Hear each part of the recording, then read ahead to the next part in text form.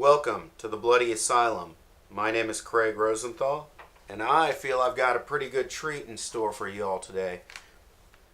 Going to be reviewing Premutos, film from Olaf Ittenbach, notorious German splatter master. This guy has produced many films, directed many of those films, has even starred in many of his own films. But Premutos is probably, in my opinion, his crowning achievement of splatter. This movie is absolutely insane. It should be featured alongside with a double bill for Peter Jackson's Brain Dead, in the States released as Dead Alive. This movie is completely bonkers. It features everything you could possibly imagine from a splatter film, and then some. So without further ado, I am going to go ahead and watch this film, and then I will report back with a review afterwards.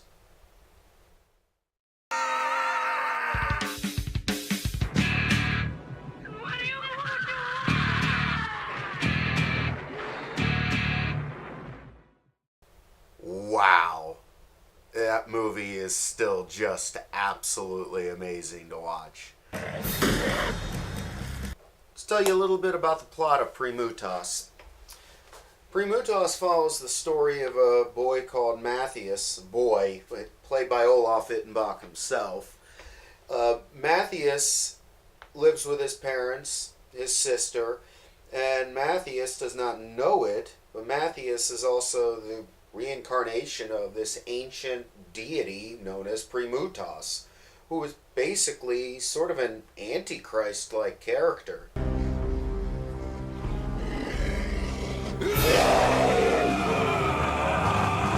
During the opening of the movie, there's a number of flashback sequences that really establish the movie throughout and actually gives a kind of an interesting storyline. Clearly a lot of thought went into the plot.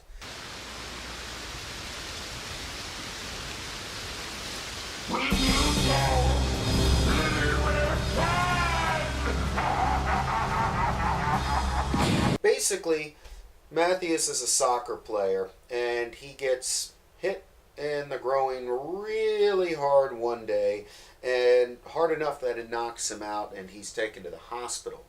All right. No!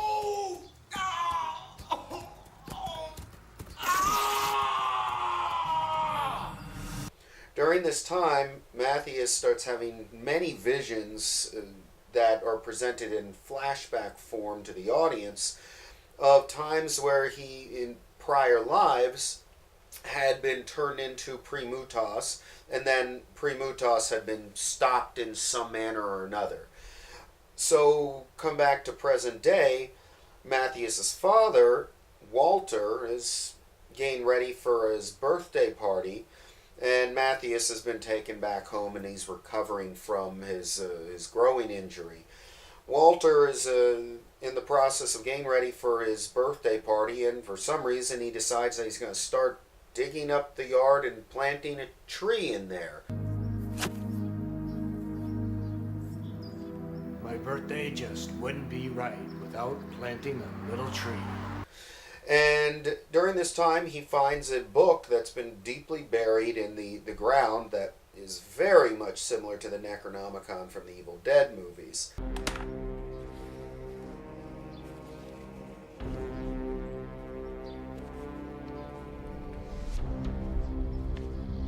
Walter brings the book back inside, and Matthias shows general interest in it, and he ends up taking the book himself.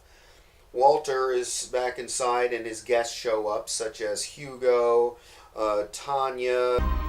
Hey, I asked you something. Sorry? What was it? What I asked you, huh? I can't recall. Yes, you never can recall. You're always at it, same as usual. You never know anything, and you're never really into anything, especially when it comes to performing between the sheets. Tanya and Hugo had some sort of an affair 4 years prior. So Hugo is married now to this horrible person, and clearly Hugo and Tanya would like to rekindle their once burning desires for each other. that's a side plot in itself. But going back to Matthias, Matthias ends up reading the book of Premutos, and he has more visions. And after he wakes up from his visions, he is suddenly mutilated on the spot in his own bedroom by just an unseen force. And the mutilations turn him into the Premutos monster.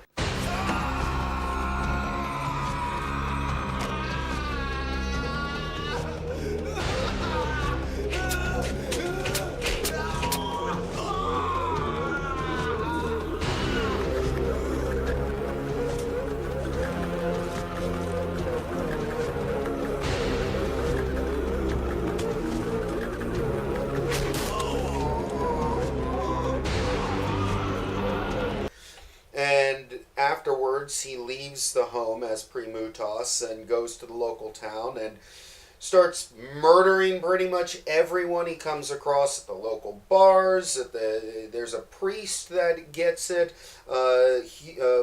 His girlfriend at one point, well, his wannabe girlfriend gets it.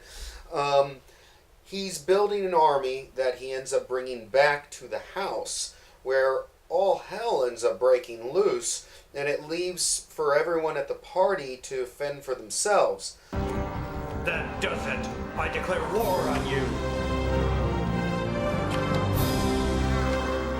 Luckily, they've got Walter, who is an aficionado of weapons. Walter has just an arsenal of swords, chainsaws, guns, shotguns, pretty much whatever you can think of, he's got.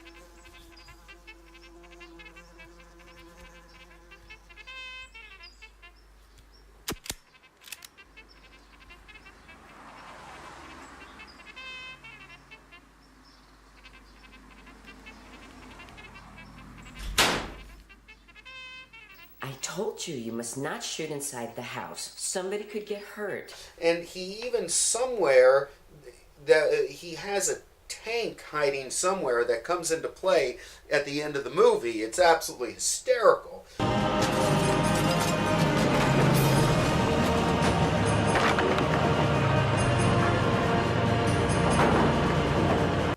So basically, that's the plot of Premutos. It's just it's a setup pretty much for a big smorgasbord of gore throughout. And I kid you not, there isn't a moment where there isn't some form of carnage going on screen.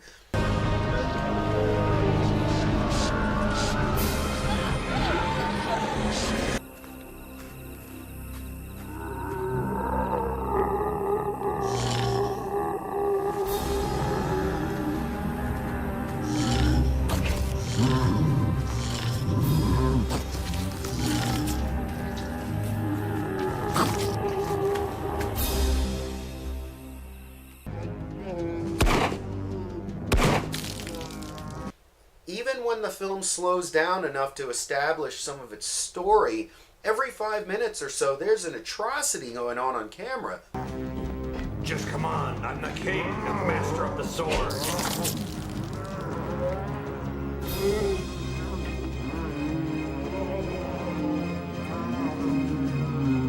I won't let you spoil my party, even if it sucks big time. The movie opens up with decapitations, people being chopped up, bodies burning, and it really doesn't let up from there. It's for any splatter fan, this movie is going to satisfy you. It just is.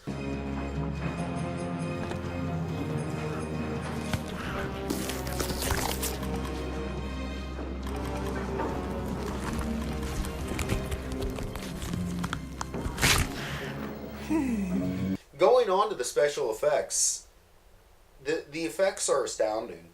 For a movie of this sort of low budget, and it falls into the realm of what I would say kind of like Peter Jackson's Bad Taste, maybe even the first Evil Dead movie, but maybe a little lower even than that.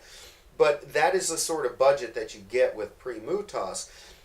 If you can look past those lower production values, you're going to get a huge reward from it.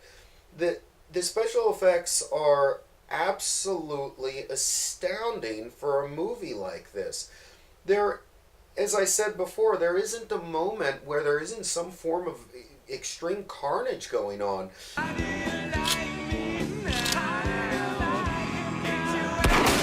I don't know how Olaf Ittenbach was able to stretch the budget enough to keep up with all of the gore. By the end of the movie, the last 20 minutes is just relentless. It's a straight bloodbath. It's glorious in every way you can imagine.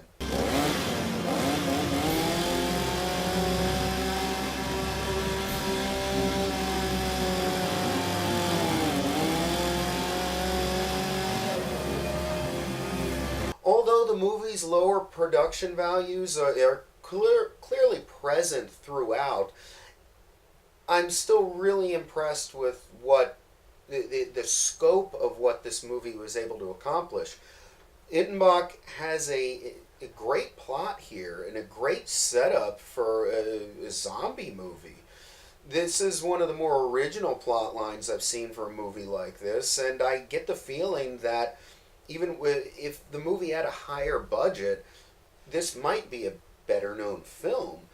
And honestly, even with its lower budget, I'm honestly surprised that more people don't know about this movie. It's going to appease any gorehound, just simply put.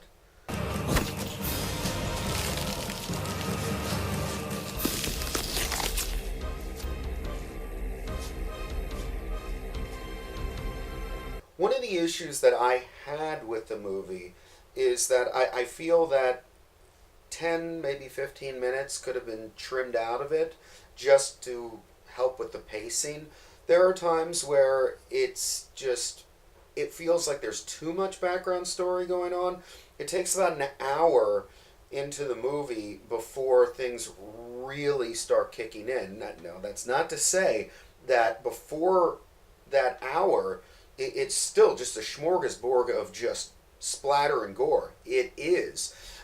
I guess my problem is that it takes so long to establish the plot that it's kind of exhausting by the time that you get to the plot.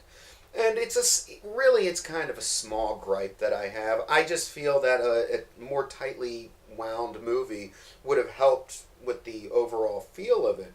But as I said, it's a small gripe, and it doesn't take away from the overall enjoyment of the film.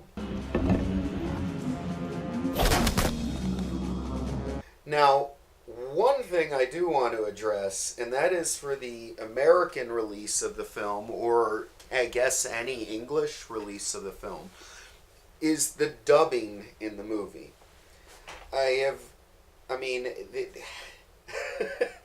dubbing is absolutely some of the worst you'll ever see. Matthias got hurt during the match. What?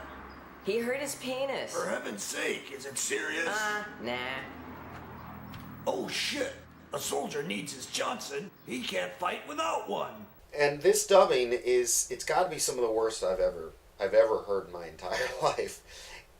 It does add even more of a comedic value to the movie. The movie already has plenty of comedy intertwined into it. I feel the dub track is probably a lot of an unintentional hilarity, but oh my goodness, some of the dialogue is just hysterical.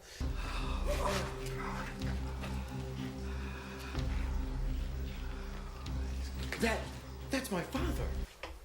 So in ending, anyone that's looking for just a straight Splatter-fest, and I mean Splatter-fest on the grandiosest of scales. I don't even know if that's a word or not, but we'll just go with it. This is going to make you splatter and gorehounds extremely happy. If you haven't seen it already, it's worth every moment. Search it out, find it, watch it on YouTube, or if you can find it on YouTube. Watch it anywhere, buy the DVD, just search this one out. I highly recommend it. It's extremely satisfying. You will not regret looking for this movie. On the splatter scale, 10 out of 10 easily. it's one of the best splatter films out there. Does it go up on par with Peter Jackson's Brain Dead, Dead Alive? If you can look past the lower production values, I think that you will definitely enjoy it on that sort of a scale.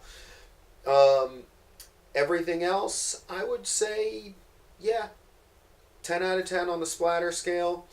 Production altogether, 8 out of 10.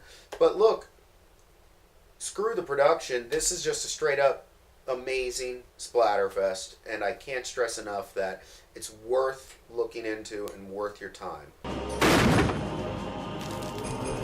Thank you for joining me, and check out www.facebook.com/thebloodyaSylum for the rest of the reviews over there. Carl Franks is another reviewer over there, and he does some great reviews also. Just look us up on Facebook and follow us. Thank you very much for watching.